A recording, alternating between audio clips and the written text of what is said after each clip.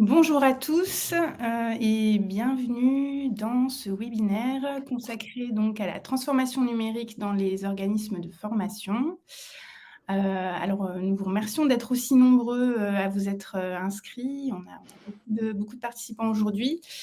Donc on est ensemble pendant 1 heure jusqu'à 11 heures.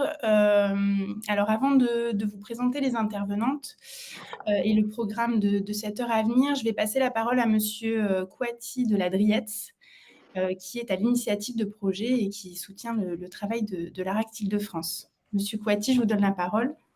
Merci Madame Fossé. Je souhaite la bienvenue à l'ensemble des participants à ce webinaire.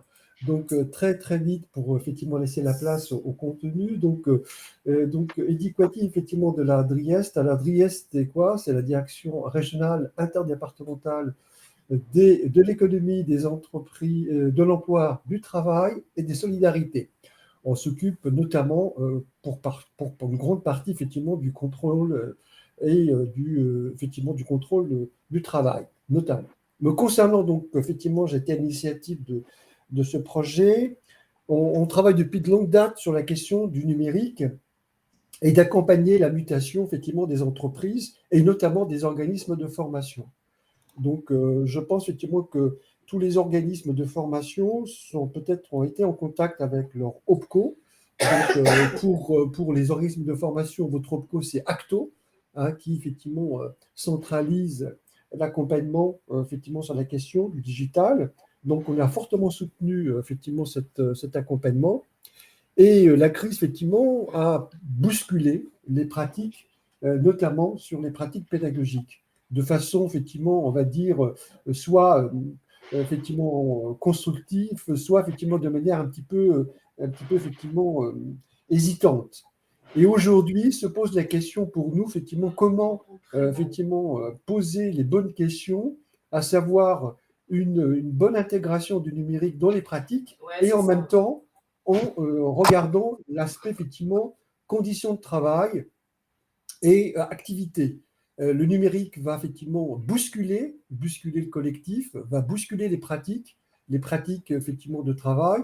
Et pour nous, effectivement, c'est une vraie réflexion que nous avons avec l'ARACT, effectivement, pour effectivement vous soutenir et réfléchir ensemble. Voilà, donc je m'arrête là parce que effectivement le contenu est beaucoup plus riche qui va vous être présenté par Madame Pardini et Madame Fossé, et je vous souhaite effectivement une bonne séance. Merci, au revoir. Merci Monsieur Kouati, pour cette introduction. Donc, avant de démarrer, on va se présenter avec Béatrice. Donc Béatrice, je vous laisse la parole. Oui, bonjour. Donc, je suis Béatrice Pardini. Je suis la directrice de l'OREF, donc l'Observatoire régional emploi-formation à Défi-Métiers. Merci. Et donc, en ce qui me concerne, je m'appelle Élise Fossé-Lagozniak. Je suis chargée de mission à l'ARACT Île-de-France. Donc, l'ARACT, peut-être pour ceux qui ne connaîtraient pas, c'est l'Association régionale pour l'amélioration des conditions de travail. Nous sommes un organisme paritaire, à la fois dans notre gouvernance, avec un conseil d'administration donc composé de représentants des organisations d'employeurs et des organisations syndicales de salariés. Nous avons une mission de service public pour accompagner les entreprises et les établissements de fonction publique dans leurs projets d'amélioration des conditions de travail, pour ensuite produire de la connaissance et diffuser des outils, des méthodes le plus largement possible, donc en général donc relayés sur notre site internet ou sur le site de l'ANACT, l'Agence nationale. Et pour ce faire, donc nous sommes soutenus et financés par la DRIET, qui est représentée aujourd'hui par Monsieur Kouati en région, et par l'ANACT au niveau national, qui est notre tête de réseau et une agence publique sous tutelle du ministère du Travail. Voilà pour les présentations. Pour ce qui est du programme un peu de cette heure, pour ce qui est du webinaire, on vous propose le programme suivant. Donc, après avoir défini en quelques mots la notion de transformation numérique et de digitalisation, et de vous avoir apporté quelques éléments de définition, Béatrice présentera une synthèse de différentes enquêtes qui mettent en lumière les enjeux de la transformation numérique dans les organismes de formation, qui s'est vue accélérée par la crise sanitaire. vous en savez quelque chose. Et puis ensuite, moi, j'évoquerai ce que nous pouvons dire des impacts de ces transformations sur les conditions de travail en général et sur les conditions de travail dans le secteur de la formation. Qu'est-ce que ça vient bousculer dans les conditions de réalisation du travail. Et puis, enfin, je vous présenterai en quelques mots un dispositif innovant proposé par l'ARACT qui est celui du transformateur numérique et que nous avons décidé donc avec l'ADRIETS de dédier spécifiquement aux organismes de formation. Donc, on voulait vous le présenter aujourd'hui. C'est un dispositif donc, qui va concerner les organismes de formation en Île-de-France, francilien, puisque nous sommes l'ARACT Île-de-France. Et puis, donc, le dernier quart d'heure sera consacré à un temps de réponse aux questions. Donc, n'hésitez pas à utiliser le chat pour pouvoir poser vos questions. Voilà, vous pouvez poser les questions au fur et à mesure de l'intervention et on gardera un temps à la fin pour y répondre. Donc, surtout n'hésitez pas. Alors, donc avant de laisser la parole à Béatrice pour nous présenter les enquêtes, il nous semblait quand même important de partager quelques définitions. On ne va pas passer trop de temps sur ces notions, mais voilà, c'est important peut-être d'avoir un petit référentiel commun là-dessus et de différencier peut-être digitalisation et transformation numérique parce qu'on utilise un peu souvent ces mots de manière confondue. Or, quand on parle de digitalisation, on parle vraiment du processus de transformation d'un service, d'une entreprise, grâce à l'utilisation des technologies de l'information. Si on prend la définition du Larousse, c'est vraiment la transformation du service en lui-même grâce à l'usage des technologies. Et si on cible le secteur de la formation, cette digitalisation, en fait, elle consiste à intégrer des outils numériques à l'univers de l'apprentissage. Et ces outils-là, évidemment, permettent de nouveaux usages de la formation et de nouvelles modalités d'apprentissage. Or, quand on parle de transformation numérique, en réalité, on élargit le spectre et on fait référence vraiment à l'ensemble du processus à l'œuvre dans l'entreprise pour pouvoir intégrer ces nouvelles technologies. On n'est pas simplement sur la transformation du service, mais bien vraiment sur une transformation globale de l'entreprise qui va concerner en fait toutes les composantes du travail. Souvent, la transformation numérique, elle est traitée sous l'angle technique, c'est-à-dire qu'on va s'intéresser effectivement à la technologie qui vient modifier le service ou la prestation ou la formation qu'on propose dans une entreprise. Or, il est important quand même de rappeler le caractère humain, qui est vraiment un caractère essentiel de cette transformation, parce que la transformation numérique, elle va venir modifier la culture de l'entreprise, l'approche des métiers, les process, en réalité, toutes les dimensions et toutes les composantes du travail qui est réalisé. Donc l'idée, c'est vraiment que le numérique n'est pas une fin en soi, mais bien un outil au service de l'humain et en ce qui nous concerne, au service du travail et de la formation. Donc justement, je vais passer la parole à Béatrice qui, grâce à la synthèse de diverses études et enquêtes, va dresser un panorama un peu des enjeux de la transformation numérique pour l'activité vraiment des organismes de formation. Et puis donc, voilà, contexte qui s'est accéléré avec la crise sanitaire. Je vous passe la parole, Béatrice. Merci. Donc, effectivement, je vais vous présenter des résultats qui sont issus de différents travaux qui ont été réalisés pendant la période du premier confinement et déconfinement. Donc c'est notamment 3 études. Une première étude, donc nationale, quantitative qui a été menée par le réseau des Cariforef, et la DARES. Donc elle a été administrée entre le 7 avril et le 6 mai, auprès des organismes de formation et des CFA. Au niveau national, on a eu 15 000 réponses et 2 150 au niveau régional, ce qui correspond à peu près à un taux de retour de 40 Donc c'était vraiment un questionnaire pour savoir au 16 mars, s'il y avait eu continuité de l'activité ou non et dans quelles conditions. Ensuite, en Île-de-France, on a souhaité faire un approfondissement, de ces résultats, qualitatifs. Donc on a mené des entretiens auprès de directeurs ou de représentants d'organismes de formation. Donc au moment de la première quinzaine de mai, donc je resitue quand même parce que le contexte, évidemment est important à ce moment-là. Là, on était au moment du déconfinement. Voilà, donc on a réalisé 56 entretiens et ça nous a permis de comprendre, et de donner un peu de chair et d'éléments, au questionnaire, précédent. Et ensuite, il y a une autre, étude qui a été menée. Alors en fait, elle avait été commencée avant la crise sanitaire, parce on s'intéressait déjà évidemment à la transformation, numérique des organismes de formation et notamment, les impacts sur l'ingénierie pédagogique. Elle a été interrompue pendant la crise sanitaire et donc elle a été reprise ensuite. Donc là, c'est davantage, des éléments qui reposent sur une analyse documentaire, des groupes d'ateliers, d'échanges avec des organismes de formation, notamment sur la question des outils numériques et puis, une analyse, un essai, par le chargé d'études, également des outils numériques. Il y a 2 autres, enquêtes qui ont été menées pendant cette période pour, croiser les regards, donc cette fois-ci auprès des stagiaires. Donc je ne vais pas vous présenter ces résultats-là aujourd'hui, je n'aurai pas le temps. Je vais juste à un moment intégrer quelques éléments, mais en tout cas, sachez qu'on a fait la même chose avec les stagiaires. Alors ceux qui étaient, inscrits dans une formation financée par, la région, entre le 16 mars et le 4 avril, donc qui auraient dû, pour certains ils ont pu, mais pas tous, en tout cas suivre une formation. Et pareil, on a complété avec une enquête, téléphonique auprès de stagiaires qui étaient, volontaires. Et donc c'était vraiment un matériau très riche, voilà donc ces études, vous pourrez, les télécharger sur, la plateforme pour avoir, une vision plus complète. Là, je vais vous donner vraiment quelques éléments. Donc sur justement la question de la continuité de l'activité, ce qu'on a pu voir, c'est que donc, au niveau régional, mais c'est à peu près la même chose, au niveau national, il y a la moitié des établissements donc, de formation franciliens qui ont maintenu au moins en partie leur activité, pendant ce premier confinement. Donc, vous voyez, c'est un peu plus élevé, au niveau régional que national, 51 contre 47. Parmi ceux-là, il y en avait 3 qui avaient déjà de toute façon leur formation, à distance, donc pour eux, ça n'a rien changé, mais donc il y en a 48 qui ont dû, du jour au lendemain, passer au distanciel.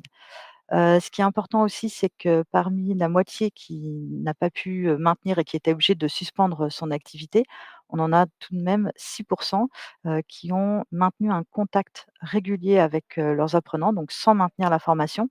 Mais dans l'objectif, d'éviter la rupture sociale. Donc là, on est souvent dans le cas de formation, sur, des parcours d'insertion, voilà, avec des publics, fragiles. Donc voilà, la nécessité de ne pas les perdre, pendant ce confinement et puis d'autres qui ont souhaité maintenir quand même une dynamique d'apprentissage en envoyant, des exercices, en donnant des documents à lire, mais voilà, sans pouvoir maintenir la formation. Donc là où on voit vraiment le basculement qui s'est fait, c'est que alors là, on est sur uniquement les établissements qui ont maintenu, la formation, au moins en partie, pendant le confinement. Donc on voit qu'à partir de cette date du 16 mars, on a donc évidemment une très grosse partie, mais on en a 29 donc près du tiers qui ont 100 de leur formation en distanciel. Quand on regarde ce qui se passait avant le 16 mars, parmi ces mêmes établissements, on en avait presque la moitié qui n'avaient aucune, formation à distance et on en avait seulement 4 qui étaient à plus de la moitié de leur formation en distanciel. Donc on voit très clairement le basculement qui s'est fait, au moment de ce confinement.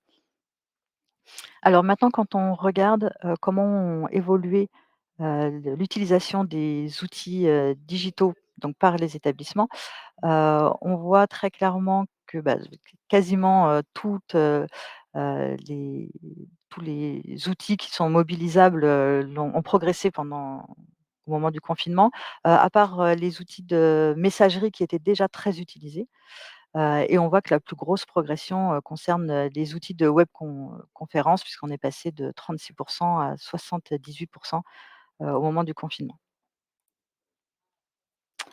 Ensuite, on a demandé, aux organismes de formation s'ils avaient identifié, des besoins, concernant, leur lien avec, les apprenants, et puis, aussi la façon de digitaliser, leur formation. Donc, ce qu'on voit, c'est que les besoins, concernent avant tout l'ingénierie pédagogique. Donc on voit, adapter les contenus pédagogiques, revoir les modalités d'évaluation, concevoir des modèles d'animation pédagogique. Ils sont cités par, un établissement sur 2. Et donc ces problématiques, elles sont vraiment au cœur, évidemment de métier de l'organisme de formation. Ensuite, on voit que les établissements, ils ont identifié également des besoins en outils et support pour faciliter le travail à distance avec les apprenants. Donc on voit des plateformes intégrées ou des outils de web conférence. On voit que les autres outils concernent, voilà, l'environnement, numérique, outils collaboratifs, partage de fichiers et les réseaux sociaux. Ceux-là, ils sont nettement moins souvent cités comme ayant un besoin, d'accompagnement parce que, ils étaient déjà utilisés auparavant ou, ils étaient déjà utilisés dans la sphère privée. Donc, il y a eu une appréhension de ces beaucoup moins forte sur ces outils-là.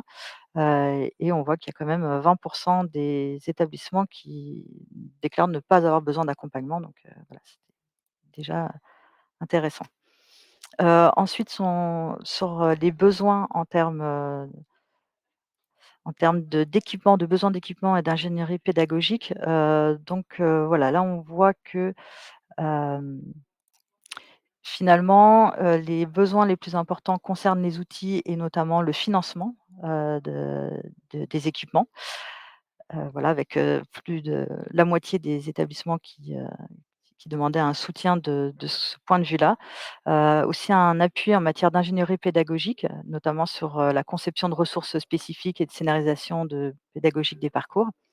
Et puis un besoin de professionnalisation, alors on voit qu'il est un peu moins fort, parce qu'on est, voilà, sur la formation des formateurs, on est à 30 et 15 sur les forums, d'échange. Mais ce qu'on peut se dire, c'est qu'à cette période, on était vraiment dans un moment d'urgence où le plus important, c'était de pouvoir, basculer, toute la partie contenu, pédagogie et on n'était pas encore, dans la projection sur du long terme, ce qui, a bien changé, depuis. Donc, si on essaye maintenant de voir, effectivement comment c'est traduite et comment, concrètement, s'est faite cette, digitalisation, on voit que la crise, elle a imposé un changement brutal dans l'environnement des organismes de formation et dans ce genre de situation, on a toujours un peu tendance, à s'appuyer et à privilégier des solutions qu'on connaît ou voilà, qui peuvent être, rassurants. Mais dans cette situation, il y a des organismes de formation qui ont été obligés de dépasser, tous leurs blocages, pour assurer cette continuité pédagogique qui était, vitale pour eux et pour certains de leurs stagiaires. Donc ils l'ont fait soit avec des outils qui leur étaient totalement inconnus, soit avec des équipements dont ils ont étendu ou détourné, les usages. Et donc ils sont entrés dans une phase de tâtonnement avec parfois des bonnes et des mauvaises surprises et donc voilà, c'est pour ça qu'on parle d'une dimension empirique de cette digitalisation qui s'est fait, vraiment, en tâtonnement. Le processus, il est beaucoup reposé sur, une veille des technologies, d'autant plus que ces outils évoluent très vite et qui se diversifient, également, très rapidement, et donc ça nécessite parfois de recombiner, en fonction des besoins. L'ingénierie pédagogique, elle est aussi revue avec l'intention de maintenir, voire d'augmenter, la qualité de la prestation, quitte parfois à détériorer la rentabilité. C'est-à-dire que, parfois des sessions qui étaient prévues, pour, 20 ou plus stagiaires, ils ont préféré les maintenir à moins, mais pour, voilà, pour pouvoir maintenir, une qualité.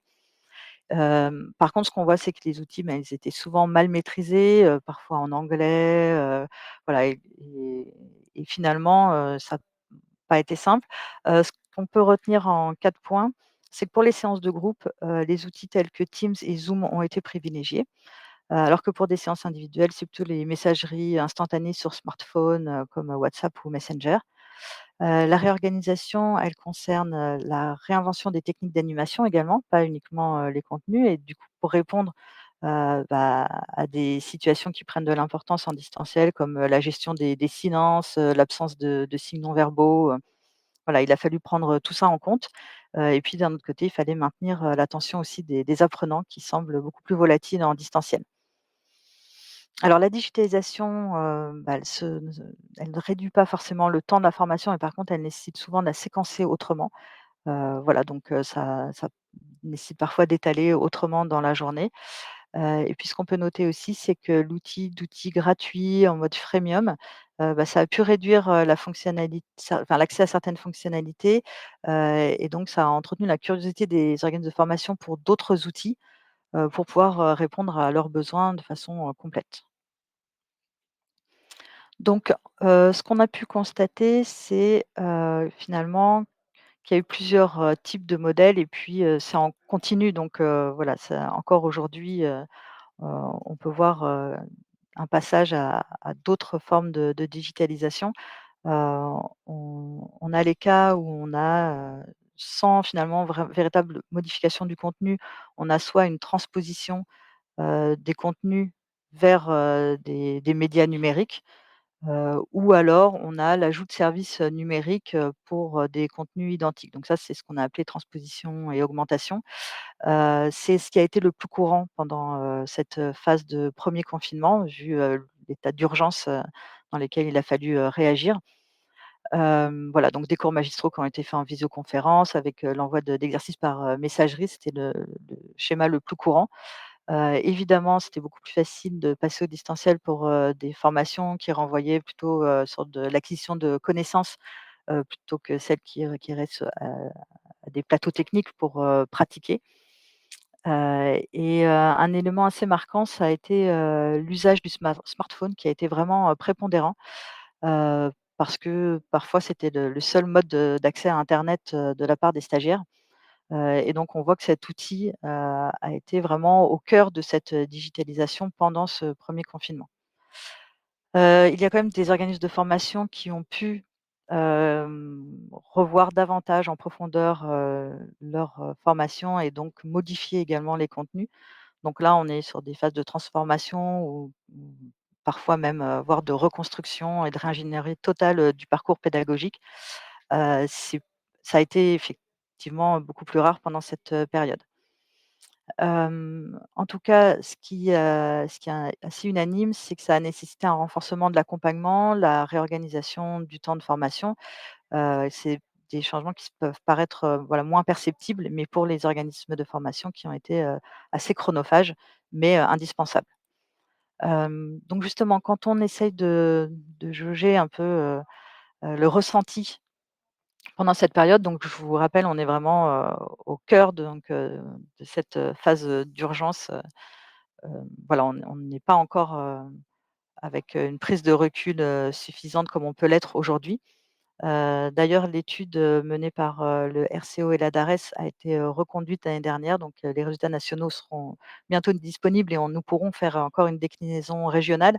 Mais effectivement, ce sera intéressant de voir, 1 an, voire plus après, heu, voilà, comment est vécue cette digitalisation. En tout cas, on voit que sur, cette période-là, il y a des organismes de formation, qui avaient déjà commencé à réfléchir à cette digitalisation, à amorcer une réflexion sur le sujet. Pour certains, ça pouvait être, assez ancien, pour d'autres assez récent, à cause notamment des grèves qui avaient eu lieu au mois de décembre et qui avaient, obligé, pareil de parfois de se mettre, au distanciel. Donc il y avait déjà eu une amorce, et pour eux, le confinement, ça a été un accélérateur, fulgurant même de cette transformation. Voilà, de ce qu'ils avaient commencé, un petit peu à mettre en place, là, voilà, c'est passé, au 100. Et puis, il y a à l'inverse des organismes de formation qui, eux, ne faisaient pas encore de formation à distance et pour eux, ça a été un banc d'essai et parfois un banc d'essai, plutôt réussi. En tout cas, voilà, certains considéraient comme, vous voyez comme vous ne le voyez pas parce que je n'ai pas changé la slide.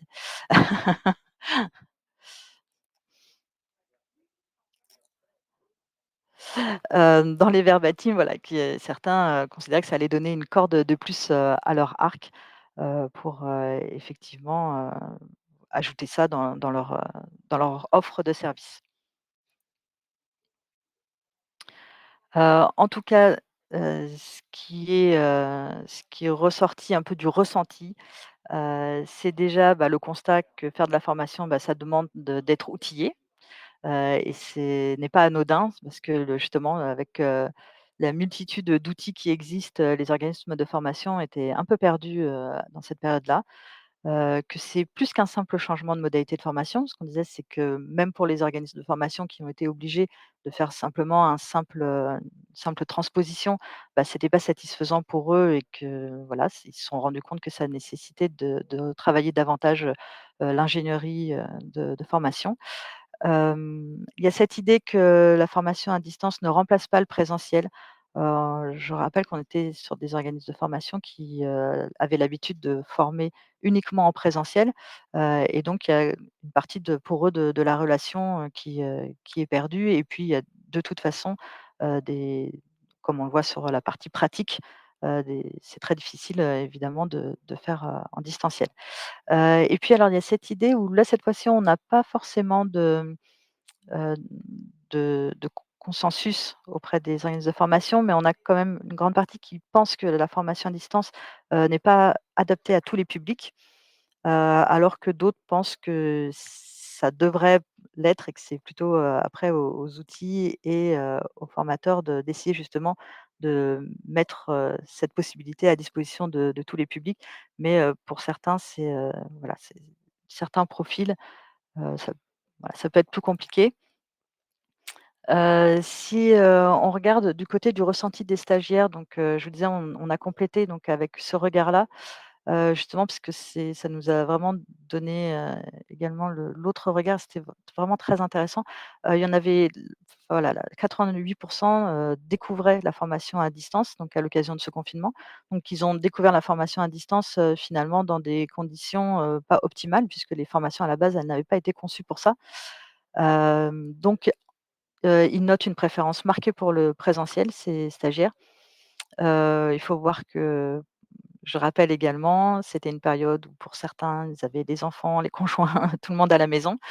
F Le manque de lien, direct, même avec les autres stagiaires, voilà, a été, marqué comme un élément important. Et puis, effectivement, on a pu, constater, par les échanges que nous avons eus, certains entretiens ont été difficiles à mener et on comprend toute la difficulté, pour les formateurs de maintenir le contact. On était donc avec certains stagiaires, qui maîtrisaient très mal, la langue française, vraiment une rupture au niveau du numérique, très forte. Voilà, pour certains, même les stagiaires eux-mêmes disaient que n'étaient pas suffisamment à l'aise, avec le numérique ou même voilà la langue française pour pouvoir, rester en distanciel, comme ça sur une longue durée. Il y en a quand même certains qui ont vu des aspects positifs, notamment des économies sur les frais de repas et de transport, de ne pas prendre les transports dans cette période, de de crise. Effectivement, ils y voyaient tout un intérêt. Et puis pour certains aussi, voilà, d'être occupés, de structurer leur temps, alors, voilà, on est plutôt sur les célibataires sans enfants, les autres avaient déjà un temps bien structuré et bien occupé. Donc voilà, donc là, l'idée, c'est de voir par rapport à un changement d'outil, comment peuvent, évoluer les usages et les effets, sur, la pédagogie. Donc, là, c'est à peu près, 4, types, de médias qu'on peut trouver sur la transposition dans des documents numériques. Et donc il faut savoir que finalement, au-delà, du contenu en lui-même, rien que le fait de passer sur un média différent, bah, a des impacts sur la façon d'apprendre. Donc si on je vais essayer de balayer, un peu rapidement, mais si on regarde, les documents, tout ce qui est, de la technologie, immersive. Donc l'avantage, c'est donc, cet effet, d'essai-erreur, voilà, qui permet de tester des situations, très proches, du réel et de pouvoir concrétiser des contenus qui peuvent être un peu abstraits. Par contre, en termes de vigilance, bah, c'est la surcharge cognitive, des apprenants, parfois même des risques de malaise et cetera. Là, on est vraiment dans un cas, de surcharge qui peut être, important. Plus fréquent peut-être, la vidéo. Donc là, cette fois-ci, ce qui se joue dans la mise en vidéo, c'est de s'assurer de l'appropriation des étapes clés, et comme pour les documents immersifs, c'est d'éviter quand même la surcharge aussi, cognitive des apprenants. Par exemple avec une présentation, trop rapide des informations, une superposition de textes, d'images, voilà donc et puis l'usage de la vidéo, ça implique aussi des prises de décision continues chez l'apprenant, qui doit sélectionner et organiser lui-même, les informations, et donc très important d'intégrer du guidage avec, des annotations, des indices graphiques, vraiment pour, faciliter, cette prise d'information. Sur les documents audio, là, on est sur, une absence de repères, visuels et textuels, donc ça peut être, assez déroutant. Alors par contre, ça sollicite l'imagination et l'attention, de l'apprenant de manière plus intense. Donc c'est intéressant, mais il faut avoir, un script narratif qui doit être vraiment de qualité pour permettre une progression, logique. Donc c'est plutôt en général un média de complément plutôt qu'un média principal, dans un dispositif, pédagogique. Et enfin les textes. Donc aujourd'hui les textes numériques, ils sont vraiment, très, très courants, et largement utilisés en formation. Et donc là, la question de la numérisation, elle se pose moins, que celle des effets sur les apprenants et donc pour des raisons, technologiques et physiologiques, on ne lit pas, un document de la même manière, qu'un texte imprimé, voilà, ou celui qui est sur un écran. Quand on lit sur un écran, toute l'activité de compréhension, donc annoter, surligner, comparer, ces pratiques, elles existent, mais elles sont modifiées, parfois, dégradées. Donc voilà, donc ça peut être, difficile. On a aussi cette idée de scroller quand on scrolle les documents, on n'a pas, finalement, heu, de manipulation papier et puis on n'a pas de repère, spatial des mots, qui peut, parfois perturber la mémorisation, des informations.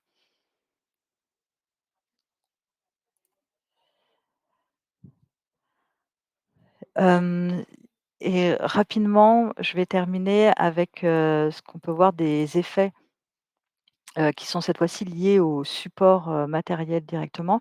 Donc en fait, ce qu'on voit, c'est que finalement, on a ce qui est beaucoup utilisé, ce sont des, supports qui sont multifonctionnels, donc qui sont à la fois des outils de loisirs, d'information, de formation, de communication. Ça a un côté, pratique puisque justement, là, on le voit avec, le smartphone, quasiment tous les apprenants, même ceux qui étaient dans des situations de précarité importante, avaient un smartphone. Alors après, le problème, c'était le forfait de connexion qui ne permettait, pas de pouvoir suivre des journées de formation à distance, en étant connectés à internet. Mais en tout cas, ils avaient, tous, accès à un smartphone, donc ça a un côté, assez pratique. En plus, ça a un côté un peu ludique, qui peut attirer, être attractif. Par contre, ça a aussi un effet de distraction avec, parfois des informations, qui viennent, des pushs, des annotations et cetera qui viennent, distraire, la concentration, voilà, des notifications qui peuvent nuire donc à la concentration. Donc ce qui est sûr, c'est que l'introduction de ces outils numériques, ça nécessite une reconstruction des repères, des apprenants et des formateurs aussi. Heu et donc c'est pas anodin de se dire qu'on passe, à cette digitalisation de la formation. J'ai terminé. Je vous remercie, pour votre attention et je repasse la parole à Élise. Merci Béatrice. Alors j'ai vu qu'il y a quelques questions qui ont été posées, sur votre intervention Béatrice. Donc, comme on vous l'a dit, on garde, un petit temps à la fin pour y répondre. Il y aura peut-être des comme ça des liens à faire entre les différentes questions et donc moi je vais passer à la suite de la présentation. Donc je vais maintenant vous présenter alors les impacts qu'on peut décrire de la transformation numérique sur les conditions de travail. Alors les conditions de travail en général et spécifiquement dans les organismes de formation puisque au-delà de l'activité de formation, ce sont des personnes au travail et qui ont des conditions de travail. Et donc, on se centrera moins sur l'activité de formation, l'activité pédagogique elle-même, comme vient de le faire Béatrice, mais vraiment sur les conditions de travail des équipes qui constituent les organismes de formation et aussi bien les équipes de formateurs, de managers, de fonctions support, l'organisme de formation pris comme une entité et une entreprise à part entière.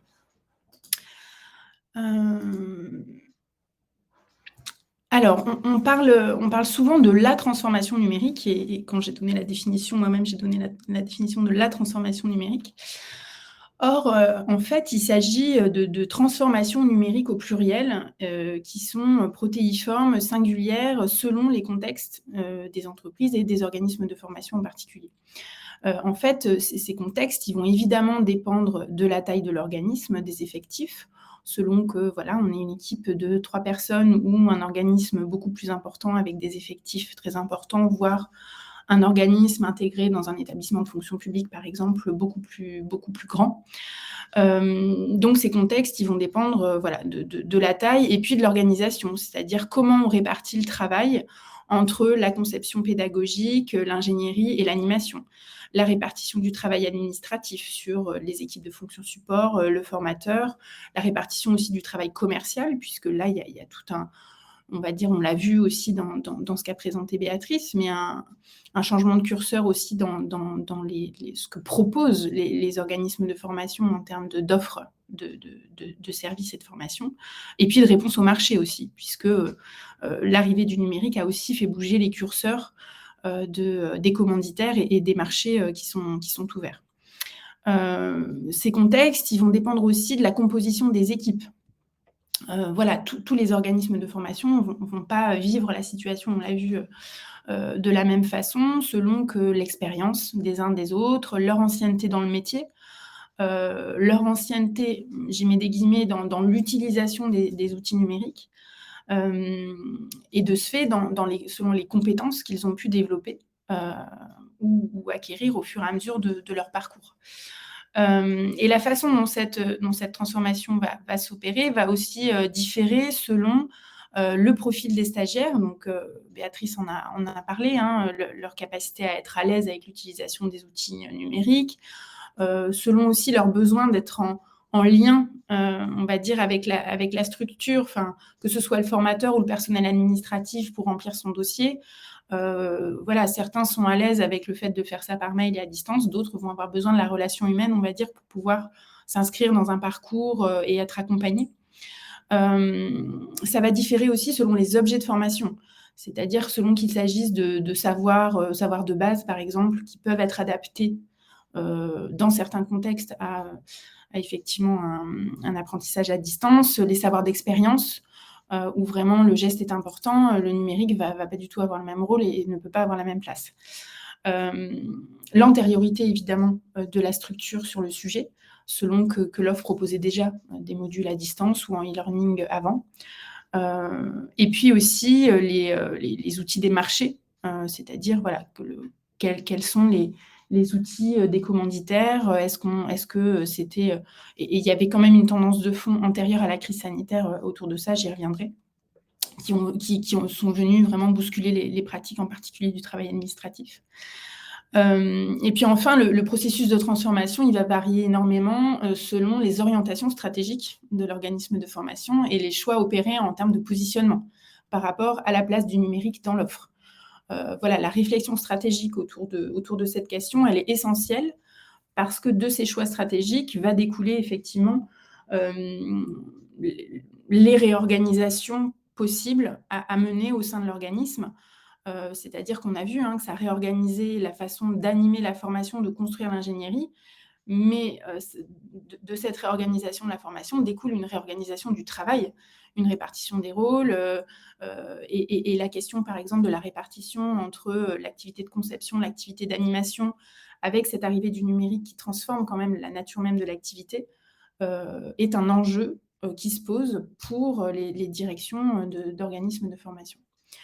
En revanche, ce qu'on a pu constater, c'est qu'il existe un certain nombre d'invariants quand même en matière de numérique pour les OF. Alors, invariants, on va dire à grosse maille, peut-être qu'il peut y avoir quand même des différences, mais en gros, il y a quand même une tendance depuis des années, comme je le disais, à la dématérialisation ou à la digitalisation des procédures administratives par les commanditaires. Alors avec quand même certains organismes de formation ont pu nous raconter qu'il y avait un certain déport de la charge administrative sur les équipes des OF, alors qui d'ailleurs aujourd'hui fait de plus en plus l'objet d'une rétribution, il y a une réflexion autour de ça, mais quand même c'est venu changer à la fois le travail des équipes administratives, le travail des formateurs et puis la répartition de ce travail et de comment on trace justement la preuve, la présence, etc. Ça vient vraiment, et comment on rentre ces données-là dans l'outil du commanditaire qui est différent en fait. Chaque commanditaire, chaque marché peut avoir un outil différent. Donc,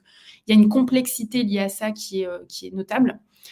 une demande croissante des clients, donc qu'ils soient entreprises, on va dire, ou individus, d'intégrer le numérique dans l'offre de formation, hein. Alors certes, la crise sanitaire a accéléré ça, il y a un effet, je voyais dans les questions, presque un effet de mode autour de la digitalisation. Pour autant, on voit quand même qu'il y a aussi une tendance de fond, avec des attentes vers des temps de formation de plus en plus hybrides, alliant des temps synchrones, asynchrones, des temps à distance en présence, et aussi beaucoup d'attentes autour de pédagogie ludique, alors qui utilisent souvent les outils numériques, même en présentiel, hein, mais voilà, ou les quiz, les jeux, quelque chose autour du ludique, qui est de plus en plus présent dans les demandes des clients. Et on voit quand même que ça vient transformer vraiment la question de l'activité même de formation au sens large. Et puis enfin, un effort porté peut-être plus naturellement vers l'offre pédagogique, de par les enjeux de marché, les enjeux économiques. Voilà, le fait de s'interroger sur cette digitalisation, on se concentre souvent peut-être sur le cœur de métier, sur l'activité de formation en elle-même. Pour autant, voilà, comme je le disais, la transformation numérique va concerner, c'est un processus qui concerne l'ensemble des composantes du travail et de l'entreprise, organisme de formation. Et du coup, l'idée, hein, c'est vraiment de pouvoir regarder ça dans un ensemble et de voir tous les impacts que ça peut avoir sur l'activité et sur les conditions de travail de chacun des parties prenantes dans l'organisme. Donc, ces éléments d'introduction pour dire que voilà, tous les organismes de formation n'en sont pas au même endroit et au même moment du processus de transformation numérique. Je pense que c'est important aussi de l'avoir en tête. Alors, justement, en quoi consistent ces transformations numériques? Déjà, une transformation des outils. Je vais passer rapidement parce que Béatrice en a largement parlé, hein. Donc, les outils numériques spécifiques, on va dire, à l'animation de formation, mais il y a aussi les outils qui, en fait, concernent un peu toutes les entreprises, hein, avec de plus en plus d'outils de gestion comme les GED, les bases de données, les ERP qui sont de plus en plus présents dans les entreprises et qui viennent vraiment transformer en fait les modes de communication. Alors dans la vie en général, on le voit tous, hein, avec l'usage des messageries, des réseaux sociaux, etc. Mais évidemment qui viennent transformer les modes de communication au travail aussi. Et donc on va vers une virtualisation en fait des rapports au travail avec le développement du travail à distance, qui est une des conséquences majeures quand même de ce processus de transformation, le travail et la formation à distance qui va évidemment avoir plein de répercussions sur les conditions du travail, de travail, sur le contenu du travail et sur les relations évidemment professionnelles au sens large. Donc pour arriver justement sur la question du travail, toutes ces transformations vont avoir des conséquences sur le contenu et l'organisation du travail. Par exemple, la fréquence de l'évolution des systèmes d'information, le renouvellement rapide des outils, crée une dynamique de changement dont il est vraiment indispensable d'observer les effets et qu'il est nécessaire d'accompagner. C'est-à-dire qu'on le voit, hein, le rythme créé par le numérique est un rythme beaucoup plus soutenu, de changements beaucoup plus fréquents, qui vont venir bousculer les pratiques, bousculer l'activité de chacun, et d'où l'importance de l'accompagnement au niveau management et au niveau également des compétences, mais managériales de façon très importante. On constate également l'effet de la dématérialisation des tâches et l'utilisation d'interfaces numériques, voilà, le webinaire qu'on est par exemple en train de vivre, sur les processus cognitifs. En fait, ça a tendance à rendre le travail plus abstrait. Ça fait disparaître les supports, les interventions physiques dans le travail, et du coup, ça transforme vraiment le contenu du travail en lui-même et la façon de réaliser son travail. Autre élément important, la dématérialisation, elle permet la mémorisation, l'enregistrement des données de l'activité, voire l'activité elle-même. C'est-à-dire que là, je suis en train d'animer un webinaire et il va y avoir une trace qui va rester de ce webinaire, et ces données, elles sont ensuite accessibles à un tiers. Et donc, ça modifie sensiblement vraiment le rapport à la trace et sa place presque même dans le contrôle du travail, puisqu'on laisse davantage de traces peut-être de son activité même en fait. Et dans la formation, par exemple, si vous animez un Zoom, ben voilà, c'est disponible en replay, c'est enregistré, là où avant, en présentiel, la question ne se posait pas. Le numérique renforce également le recours à l'écrit, donc on l'a vu dans ce qu'a présenté Béatrice, hein, ça peut avoir des répercussions et un enjeu de maîtrise de la lecture, de l'écriture en français, donc pour les stagiaires. En termes d'organisation, comme je le disais, hein, ça vient bousculer les cadres traditionnels du travail sur l'espace de travail, le temps de travail, puisque ça développe le travail à distance, le télétravail, le travail nomade, le travail dans son espace personnel, enfin à domicile. Et de ce fait, en fait, l'organisation va devoir être réajustée en permanence. Donc, on voit qu'il y a beaucoup en fait hein, de transformations qui vont concerner le contenu et l'organisation du travail. Et donc, ça va avoir un certain nombre de conséquences sur les conditions de travail. Je vois le temps qui passe. Donc, ces conséquences, on peut en fait différencier peut-être deux façons de penser les choses. C'est d'un côté, en fait, ça vient bouleverser enfin, ça vient faire rentrer dans le travail à distance, le télétravail, donc qui va avoir un certain nombre de conséquences sur les conditions de travail. Et puis la digitalisation, la dématérialisation, qui là aussi va avoir un certain nombre de conséquences. Donc pour ce qui est du travail à distance, on voit que les impacts les plus visibles, peut-être, et ceux qu'on voit en premier, c'est évidemment sur le lieu de travail et l'environnement de travail.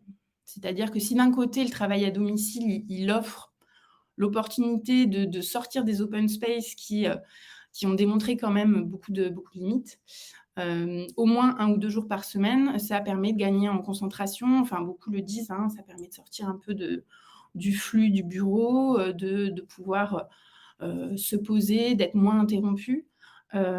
Pour autant, le travail à domicile, il crée une forme d'inégalité. Alors, on l'a vu surtout en Île-de-France, hein, où l'aménagement du lieu, du domicile, du lieu de travail, va dépendre en fait du lieu de vie.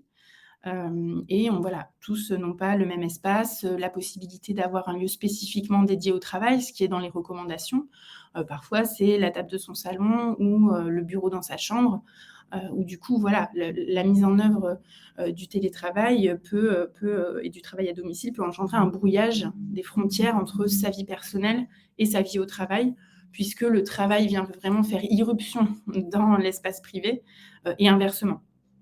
Donc, également, cette possibilité de faire du télétravail a développé aussi en parallèle le flex office dans les entreprises de plus en plus, qui n'est quand même pas sans poser de questions du point de vue de la qualité de vie au travail et des conditions de réalisation du travail.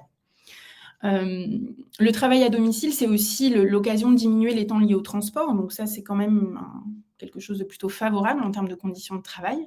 C'est un gain de temps qui peut bénéficier aux salariés, alors en particulier en Île-de-France, pour diminuer sa fatigue, pour permettre une meilleure conciliation entre vie personnelle et vie privée. Mais ça peut aussi, à contrario, augmenter les amplitudes horaires. C'est-à-dire que le temps qu'on passait avant dans les transports et qui était un peu un sas de décompression, on le passe au travail. C'est-à-dire qu'on se connecte plus tôt, on se déconnecte plus tard. Et ça peut intensifier vraiment la question de la charge de travail, des amplitudes horaires. Et ça vient en fait, par exemple, poser la question du droit à la déconnexion qu'il est important de mettre en discussion si on ne veut pas tomber justement dans ces contraintes et garder l'aspect opportunité sur l'articulation des temps. Par la souplesse aussi d'organisation que le travail à distance permet, c'est aussi l'occasion pour les managers de développer vraiment une culture du pilotage et du management par objectif. C'est-à-dire que par la distance ipso facto du travail à domicile, ça vient bouleverser les pratiques managériales puisque on doit nécessairement être dans plus de confiance, plus de responsabilisation des équipes, enfin en tout cas des personnes que l'on accompagne, alors que justement la technicité permet d'être davantage en contrôle, dans un contrôle accru de l'activité, toujours au regard des éléments que je donnais sur ces traces. Et donc, il y a vraiment un équilibre à trouver du point de vue du manager entre confiance et contrôle, entre autonomie et aide pour ajuster l'activité, parce que l'autonomie peut aussi, si elle n'est pas cadrée, mettre en difficulté certains collaborateurs, certains salariés. Donc l'idée, c'est vraiment de devoir mettre en discussion les objectifs, cette question d'équilibre entre les objectifs, les moyens, et de prendre en compte vraiment l'activité réelle pour pouvoir réguler la charge de travail. Si on résume, le télétravail et le travail à distance, vraiment renforce l'autonomie et permet plus de flexibilité et de souplesse. Mais voilà, en fonction des profils, certains pourraient se sentir un peu perdus et donc vraiment l'importance de fixer des repères et des étayages de la part du management. Du côté des relations du travail, quelque part, le numérique permet ouvre en fait le champ des possibles en termes de collaboration en réseau, de contact, de coopération à distance, de collaboration, mais ça crée aussi une forme d'éloignement de la relation humaine, et ça, je pense qu'on l'a tous vécu pendant le confinement, mais qui perdure en fait avec cette arrivée du télétravail. Donc isolement ou en tout cas étirement des relations avec les personnes que l'on forme ou qu'on accompagne, mais aussi avec ses collègues avec qui on peut moins échanger sur ces difficultés, et les collègues qui sont quand même une source de soutien social très, très important, facteur donc de prévention des risques psychosociaux, hein. Le soutien social est quand même un élément très important.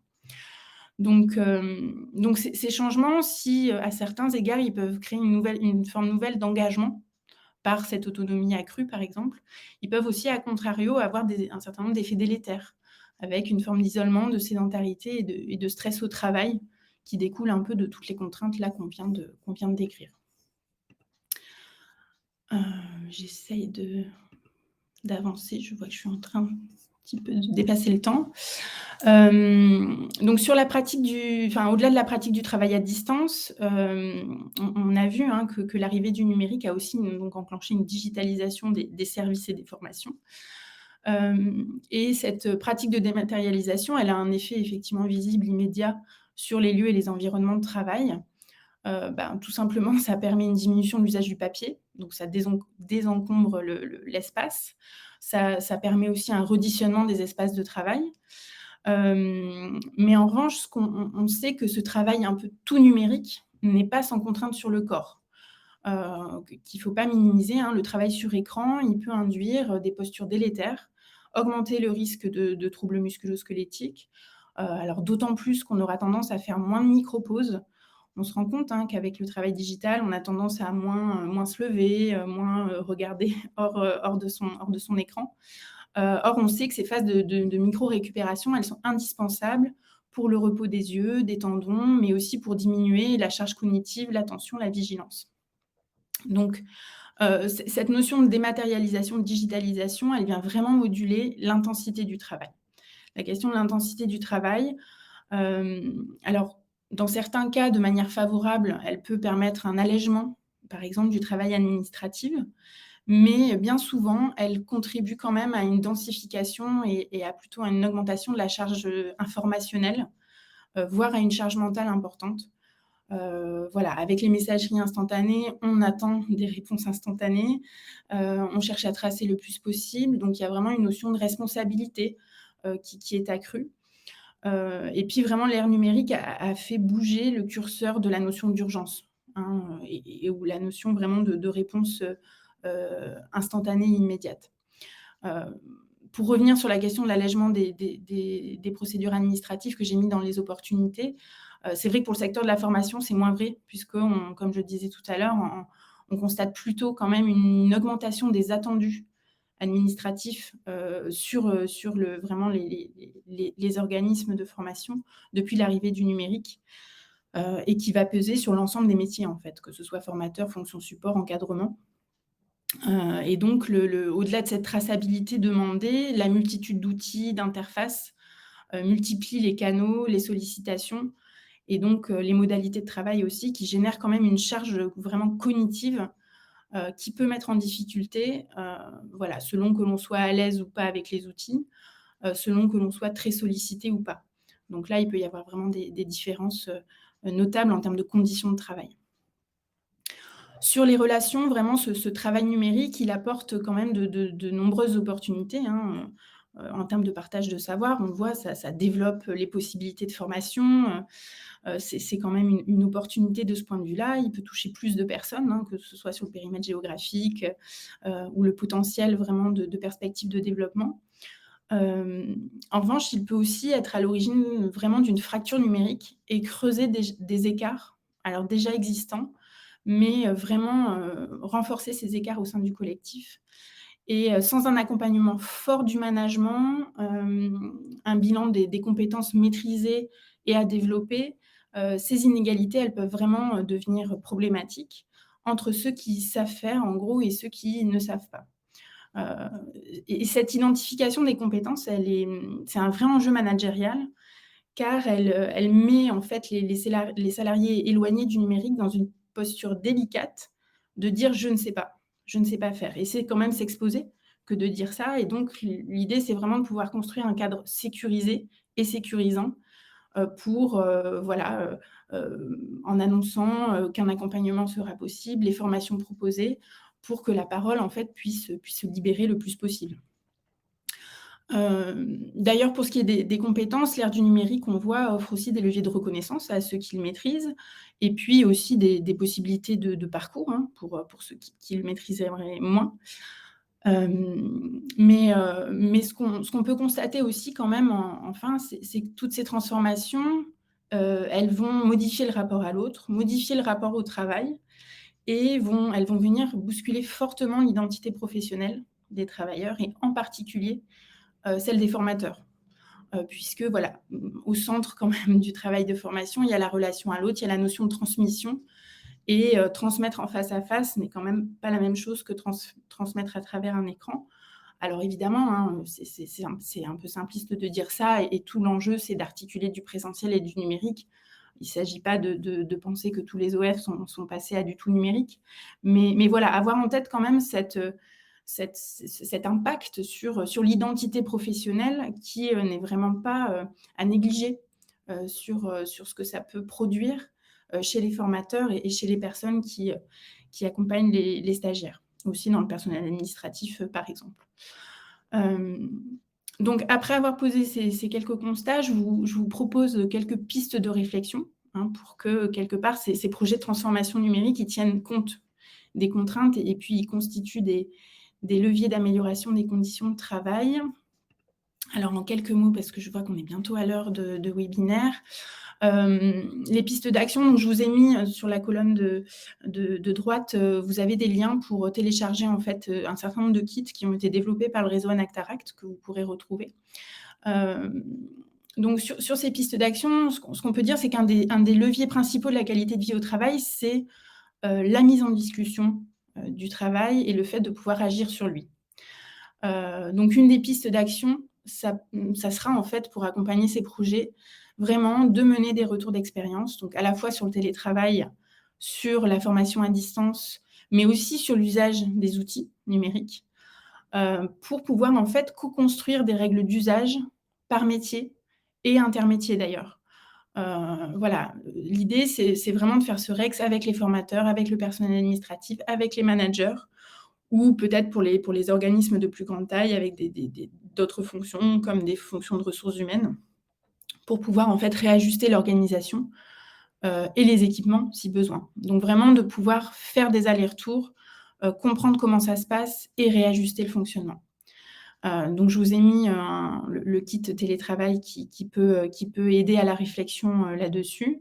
Le deuxième levier, c'est vraiment le levier managérial, puisque c'est un des maillons à la fois les plus mis en difficulté par ces bouleversements, par ce management à distance un peu imposé, qu'on peut outiller là aussi avec des réflexions autour du management du travail. Donc je vous ai mis un lien vers le kit. Et puis enfin, le dernier levier, qui est le levier du dialogue social pour les organismes qui en seraient dotés, pour voilà, quand il y a une question sur les parcours, le développement des compétences, l'intensification du travail généré par la transformation, que ça puisse être mis en discussion en fait dans le cadre, par exemple, d'un CSE. Et là encore, je vous ai mis un kit sur charge de travail qui peut être intéressant pour savoir comment mettre en discussion cette question.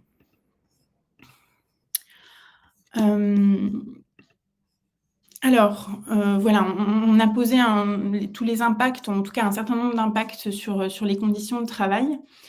Ce que je vous propose maintenant, c'est vraiment en quelques mots vous présenter un dispositif qui a été développé par l'ANACT et qui a déjà été déployé dans 16 régions et qu'on propose pour la première fois en Île-de-France. Et pour cette première édition, donc, on a décidé avec la Driette de le dédier spécifiquement au secteur de la formation professionnelle. Et donc voilà, je vais vous en dire quelques mots. Donc ça s'appelle le transformateur numérique. C'est un dispositif d'accompagnement, donc à destination des organismes de formation du territoire francilien. Et ce dispositif, il vise vraiment à soutenir les projets innovants qui combinent donc usage du numérique et amélioration des conditions de travail. En quelques mots, le temps fort vraiment du Transfo, c'est l'accélérateur des projets. Donc, les dates sont déjà fixées, ce sera les 12 et 13 mai prochains. Il se déroule sur... ah oui, merci, j'avais oublié de passer la slide. Il se déroule sur 2 jours et propose donc aux porteurs de projets internes, donc aux personnes qui sont dans les organismes de formation, un coaching basé sur l'intelligence collective pour faire progresser leur projet en y intégrant en fait les enjeux de qualité de vie au travail. En gros, c'est 2 jours, alors denses, qui alternent des temps de construction sur son projet, des temps d'échange avec des pairs, avec d'autres organismes de formation, d'autres porteurs de projets. Il y a aussi des temps d'apport d'expertise sur la qualité de vie au travail, où on vous apporte vraiment des éléments de compréhension. Donc voilà, vraiment un temps fort et ensuite qui est suivi d'un temps où on peut vous orienter vers des ressources, suivre votre projet et vous aider à le suivre dans le temps. Donc l'appel à projet a démarré. Donc je vous ai mis le lien là aussi sur la diapo et il court jusqu'au 10 mars, donc encore pendant 1 mois. Voilà, l'appel à projet, il cherche vraiment à identifier des projets de transformation numérique dans les organismes de formation qui questionnent à la fois les enjeux numériques et à la fois les enjeux conditions de travail voilà, et puis que les porteurs de projets cherchent à trouver des solutions de ce côté-là. Alors, attention, hein, il ne s'agit pas d'un appel à projet qui peut financer des actions, qu'on soit clair et transparent, ou financer des investissements, mais il a vraiment vocation à enrichir le projet interne d'une vision qualité de vie au travail et conditions de travail. Donc, on peut, d'ailleurs, on verra s'il y a des questions, évidemment, on se tient à votre disposition pour y répondre. Je vous remercie de votre attention et je suis désolée parce qu'on a un peu débordé. Donc, qu'on passe. On peut essayer de balayer quelques questions, effectivement. Donc il y a la question du financement qui revient, donc effectivement, en tout cas pendant la période, dont je vous ai parlé sur le premier confinement, effectivement, c'était une grande question, cette problématique de financement, même pour ceux qui ont poursuivi l'activité, puisque justement, il y avait ce problème d'émargement, et cetera. Donc effectivement, la question du financement est très importante. Sur ce qui se passe aujourd'hui au niveau de l'ingénierie pédagogique, est-ce qu'il y a effectivement des ingénieurs qui ont été embauchés dans les OF? Alors je ne pourrais pas vous répondre, parce qu'on n'a justement pas encore les éléments de l'après, de ce qui se passe aujourd'hui. Mais en tout cas, on pense que ça a sûrement été le cas pour certains organismes de formation, mais on ne peut pas chiffrer ces évolutions.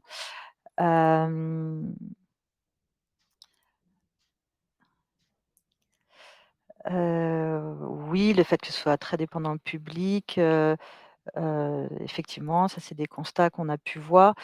Sur le fait qu'il y ait 20 des Français qui n'ont pas de smartphone, c'est vrai que j'ai été un peu englobante, et on a eu des témoignages d'organismes de formation qui ont communiqué par courrier avec leurs stagiaires. Donc effectivement, c'était aussi le cas chez les stagiaires, mais disons que le smartphone a été un palliatif au fait de ne pas avoir d'ordinateur et voilà, et de connexion internet pour certains.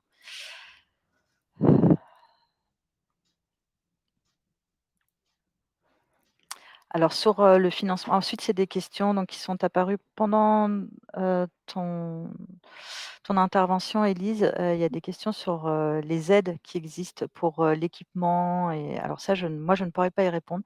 Je ne sais pas Non, si toi alors tu peux, et si Eddy Quati peut peut-être répondre, je ne sais pas.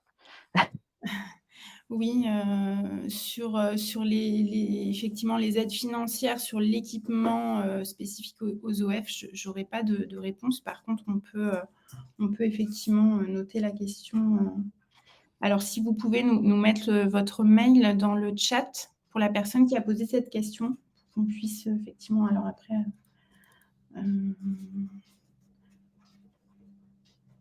Après, je pense que, vous tourner vers, votre OPCO. Je pense que ça peut être déjà une première piste pour, voir, ce type de réponse, en tout cas sur, les financements, d'équipements, voilà, d'aide, même sur la formation des formateurs, enfin, tout ce type de choses. Alors quid des conditions de travail des formateurs qui doivent accompagner tout cela, souvent seuls, car en amont, peu d'adaptations préalables ont été pensées par les entreprises et les fonctions support et commerciales des OF.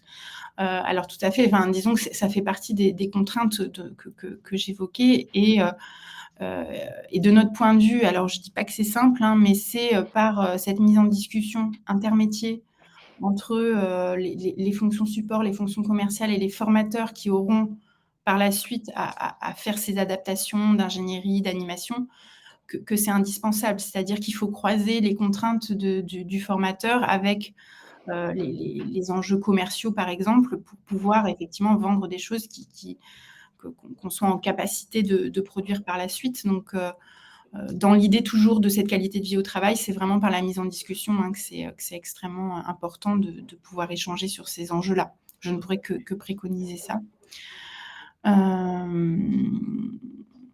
Oui, c'est-à-dire que voilà, c'est vraiment un travail de management à faire pour pouvoir, travailler ces questions. Comment distinguer pour le bénéficiaire les OF qui proposent prestations de qualité en ligne au regard de robots? Alors Mmh. là, je sais pas, Oui, alors là, à part, les systèmes type Anotea ou les commentaires, enfin, c'est après, c'est effectivement, on apprend tous, on progresse tous aujourd'hui, avec le numérique et donc à s'appuyer sur effectivement des retours d'expérience d'autres personnes. C'est malheureusement, il n'y a pas trop d'autres solutions pour se faire un avis. Mmh. Alors après, il y a des questions, hein, sur justement, quelle trace, signature numérisée, qu'est-ce qui Mmh. est accepté et cetera. Alors ça, je pense que c'est vraiment une question, alors que nous, on n'aura pas de questions généralistes là-dessus, mais c'est, là aussi, dès la contractualisation du marché, tout l'enjeu est de savoir quelle trace sera demandée, à la fin. Enfin, et en tout cas, le retour qu'on a eu, c'est que souvent enfin, je sais pas ce que tu en penses, Béatrice, mais chaque commanditaire, Mmh. peut avoir des demandes différentes, d'où la complexité. Enfin, là, aujourd'hui, on en est un peu là, et du coup, c'est important de sécuriser, là, du point de vue administratif, les traces qui seront demandées, «à la fin», entre guillemets. Oui, c'est-à-dire que maintenant on anticipe ce genre de problématiques, donc c'est des choses qui sont à régler effectivement en amont. Et puis, bah, des commanditaires comme, la région par exemple, ont évolué sur ces questions-là, donc voilà, c'est des pratiques qui se mettent en place, mais c'est vrai que ça a été, très très complexe au départ. Mmh. Alors, je vois que quelqu'un a réagi à ma phrase, «Le dialogue social pour ceux qui en sont dotés». Alors, en fait, je faisais référence aux organismes de formation, qui n'ont de moins de 11 qui n'ont pas de CSE. Évidemment, je ne peux qu'encourager le fait d'établir un dialogue social, avec son CSE quand on en a un. Ce que je voulais dire, c'est ça et le CSE quand il y a pas de CSE pour des raisons de taille, voilà, de quand même inscrire un dialogue social avec les salariés, là encore, hein, de mettre en discussion les enjeux, même quand on est une petite structure, même si on est peu nombreux. Alors je sais que la question de la charge de travail, hein, pour les directions, quelqu'un parle aussi du fait qu'il est dans une toute petite structure. Donc comment faire, hein, quand on doit porter tous les chapeaux, mais ça, c'est vraiment la mise en discussion. Alors comment se faire accompagner dans cette transition? Là aussi, je pense que l'OPCO peut accompagner sur un certain nombre de questions autour Mmh. de l'enjeu du numérique. Je pense qu'on pourra faire remonter, vos questions aussi à Acto, notamment pour, en tout cas, l'alerter sur les questions que vous posez sur, justement ces problèmes, d'émargement, d'accompagnement, Mmh. voilà, pour voir, pour qu'ils puissent établir une communication, et un dialogue, avec, les OF sur ces questions-là. Oui, c'est le but du travail partenarial, hein. C'est vrai que le transformateur numérique, là, on le construit avec les partenaires. Acto en fait partie. Donc effectivement, on pourra faire remonter ces informations. Formation, accompagnement pour les indépendants, en fait, hein. J'entends que si vous êtes seul, c'est enfin, et pas que, mais en particulier pour les indépendants, effectivement, qui peuvent être isolés dans cette situation.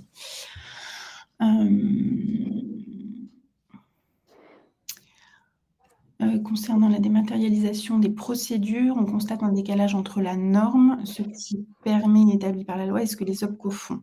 Mmh. Ça, c'est pareil, ce qu'on va faire Mmh. remonter, je pense qu'il y a vraiment besoin d'un dialogue entre l'OPCO et vous sur ces questions-là, oui. Mmh. Tout à fait. On va faire, remonter ces alertes et vos inquiétudes sur ces points-là.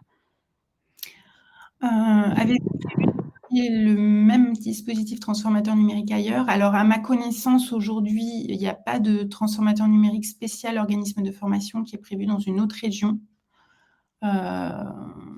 Mais le transformateur peut être déployé effectivement dans toutes les régions de France, hein.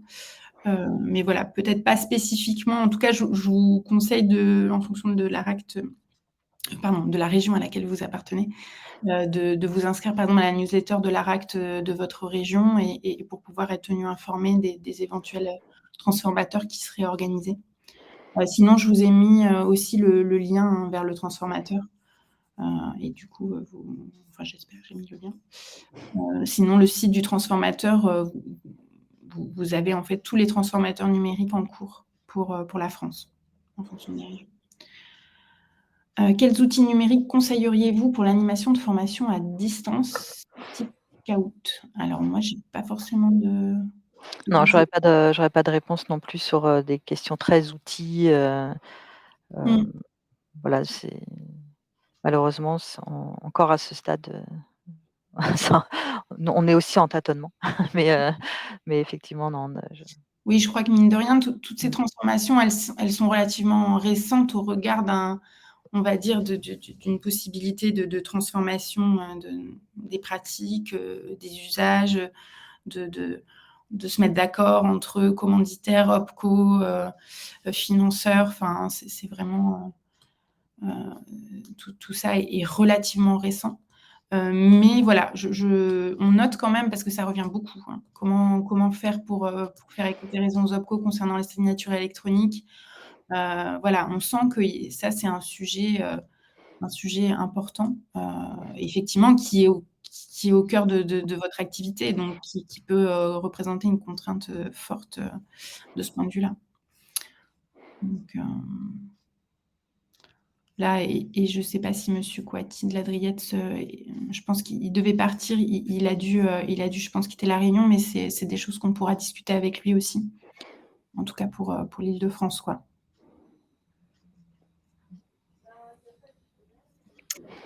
Bon, je pense qu'on a fait le tour des questions, Béatrice. mmh. Ouais. Oui, parce que la dernière question, c'est aussi une question outil et voilà, donc, Ouais. on peut malheureusement pas y répondre. Mais ce qu'on note aussi quand même sur vos questions autour des outils, c'est peut-être voilà, le sentiment un peu d'isolement, que vous pouvez avoir par rapport à ça et là encore, peut-être faire remonter le besoin d'avoir des espaces, pour échanger et peut-être pour avoir, des échanges de pratiques autour même de l'utilisation, du choix des outils. Mmh. Qu'on peut faire effectivement remonter, quoi.